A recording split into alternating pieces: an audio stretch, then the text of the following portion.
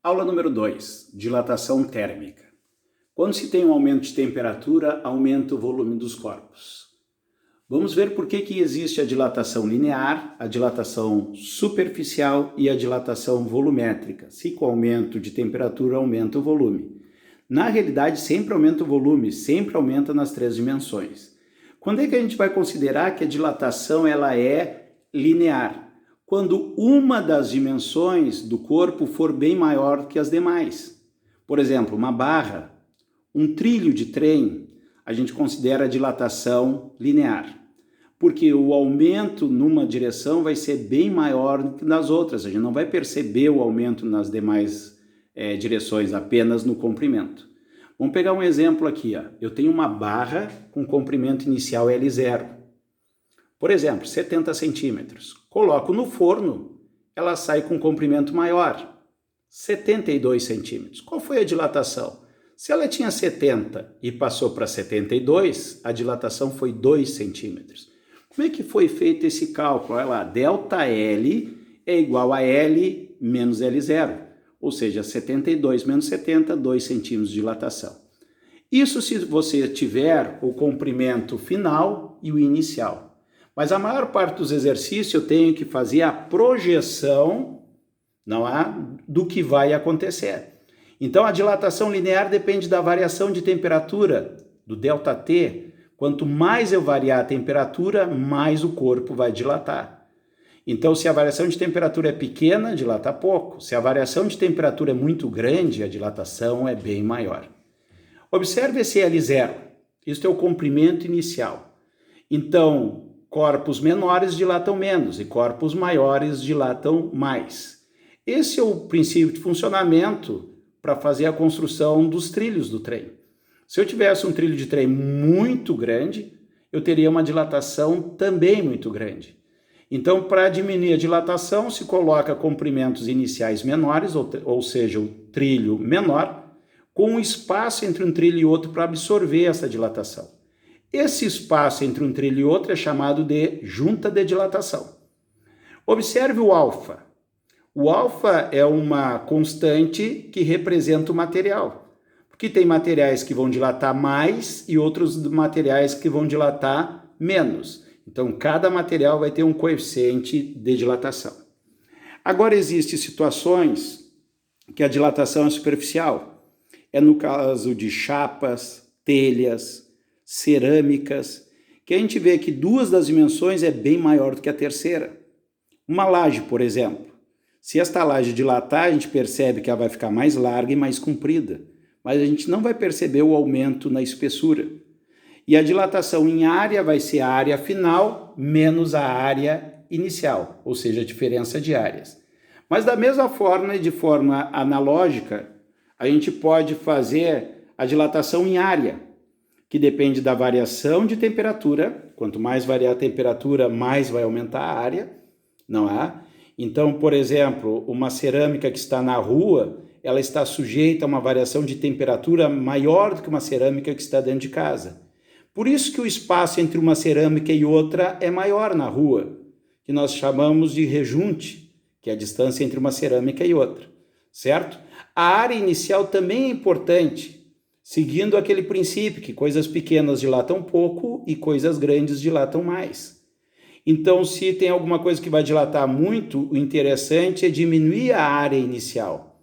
Não é? Numa calçada de cimento, por exemplo, se vê que o pedreiro coloca madeiras fazendo divisórias para diminuir a área inicial e eu ter uma dilatação menor.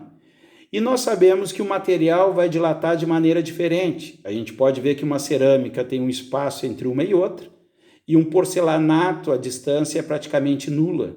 Por quê? Porque o porcelanato dilata muito pouco. Então, cada material vai ter um coeficiente. Como a área é em duas dimensões, então o coeficiente seria 2α. Os livros não usam o 2α. Os livros usam beta, coeficiente de dilatação superficial, que nada mais é do que 2 vezes o coeficiente de dilatação linear. Já a dilatação volumétrica segue o mesmo padrão. O que aumentar de volume vai ser a dilatação, que vai ser a diferença do volume final menos o volume inicial. A dilatação volumétrica depende de quanto variar a temperatura. Quanto mais variar a temperatura, mais dilatação vai ter. Depende do volume inicial e dilata em 3 dimensões, por isso que tem 3α, que os livros chamam de gama, coeficiente de dilatação volumétrico. A gente pode imaginar como exemplo de uma dilatação volumétrica um prédio. Se o prédio é muito grande, como um shopping, por exemplo, ele vai ter que ser feito em partes, vai ter que existir juntas de dilatação entre essas partes do shopping construída. Agora nós vamos para a dilatação em furos. Qual é a ideia? Quando se tem um furo numa peça, ao dilatar a peça, aumenta a temperatura, a peça vai aumentar. O furo também aumenta. Isso muitas vezes dá confusão na cabeça do aluno. Então a explicação é a seguinte, aqui nós temos uma chapa. Podemos imaginar uma chapa de um fogão a lenha para nós aqui no Rio Grande do Sul. Então existe um furo e uma tampa. Se eu aquecer a chapa do fogão a lenha colocando lenha, a chapa vai dilatar, ela vai se esticar. Só que esse furo que existe na chapa, na realidade foi tirado o material dali. E esse material iria dilatar da mesma forma. Então o furo nada mais é do que o espaço desse material que foi retirado. Então o furo também aumenta. Se alguém tem fogão a lenha em casa, sabe que o furo na chapa tem uma tampinha. E tanto ele frio quanto quente, a tampinha tem sempre a mesma folga. Por quê? Porque a tampinha vai dilatar ao aquecer o fogão, mas o furo dilata junto. Um exemplo clássico é querer colocar uma peça dentro da outra. E muitas vezes tá muito apertado, não consegue encaixar. Então o que a gente pode fazer? A peça interna nós podemos baixar a temperatura para contrair a peça, ficar menor para entrar no furo, ou nós podemos aumentar a temperatura do orifício para a peça poder se encaixar. Ou em alguns casos fazer ambos. Um exemplo bem prático é quando se lava a louça, um copo tranca dentro do outro. Uma maneira de tirar um copo de dentro do outro é aquecendo o copo de fora ou resfriando o copo de dentro colocando gelos. Uma aplicação bem prática que nós temos no nosso dia a dia são as lâminas bimetálicas. A gente percebe que o ar-condicionado, o refrigerador, que nós chamamos de geladeira, eles ligam e desligam automaticamente, através de termostato. As pessoas não percebem, mas isso existe dentro do secador de cabelo, dentro da cafeteira. E como que funcionam esses termostatos? Com lâminas bimetálicas. O nome já diz, uma lâmina bimetálica é uma lâmina que possui 2 metais. Consequentemente, cada metal vai ter um coeficiente de dilatação, ou seja, cada metal vai dilatar de forma diferente. No nosso exemplo aqui, eu coloquei que o coeficiente de dilatação do metal A é maior do que o do metal B. Isso significa que quando eu aquecer, o metal A vai dilatar mais do que o B, certo? Bom, o risco preto entre os 2 metais ali seria a solda. Um está soldado no outro. Um está colado no outro. Então, com o aumento da temperatura, a gente observa que o material A vai dilatar mais do que o material B. Por quê? Porque tem maior coeficiente de dilatação, os 2 têm o mesmo comprimento inicial, os 2 vão estar sujeitos à mesma variação de temperatura.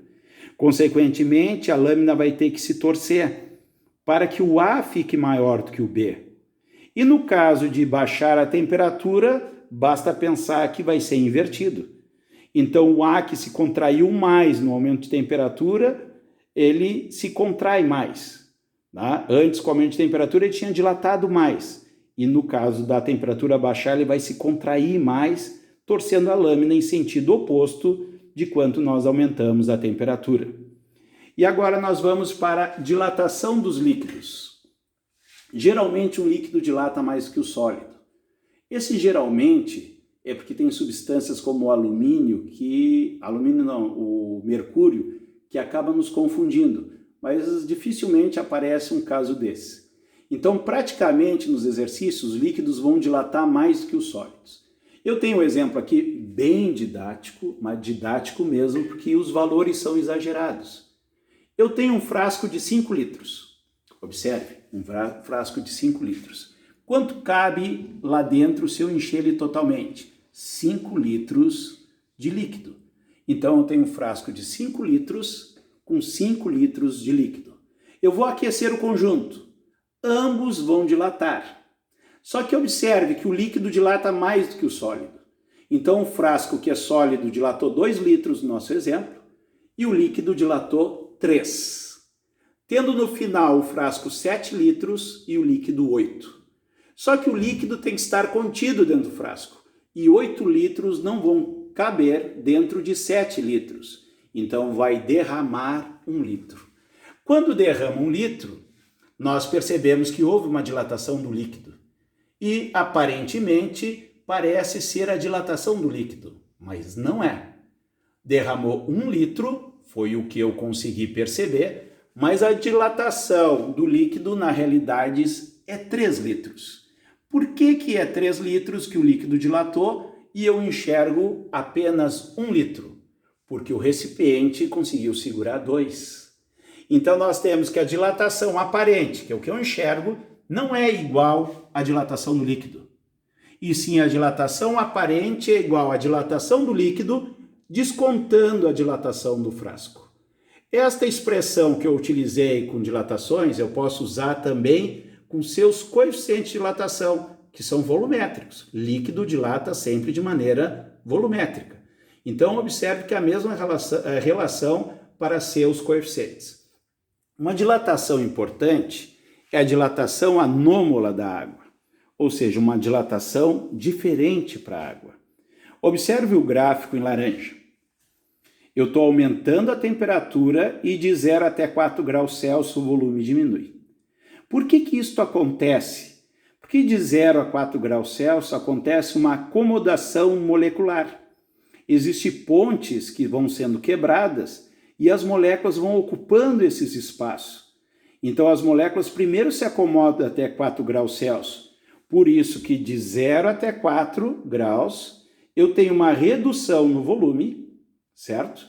Em 4 graus eu chego no volume mínimo e no momento que as moléculas já estão acomodadas, a partir de 4 graus Celsius, começa a aumentar a temperatura e aumentar o volume como os outros corpos.